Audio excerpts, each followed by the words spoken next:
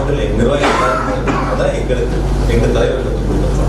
அதுல வந்து நீங்க பிரதர் சொன்ன மாதிரி வந்து அவருடைய கருத்தை கேட்டு ரொம்ப நாளுக்கு 3 நாள் கழிச்சு ஒரு வீடியோ பதிவிட்டு இருக்காரு. அதெல்லாம் விசாரணை முடியட்டும்.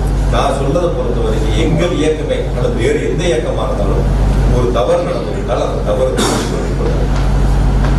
அது சராசரி ஒரு அரசியல் கட்சி ஒரு அரசியல் தலைவர் செய்யக்கூடிய கடமை பொருள். நடந்த தவறுகளை ஒருவர் மீது திசை திருப்பி ஒரு அரசின் மீது திசை திருப்பி மடைமாற்றம் செய்வதற்கு முயற்சி எடுத்தால் ஒருபோதும் மக்கள் ஏற்றுக்கொள்ள மாட்டார்.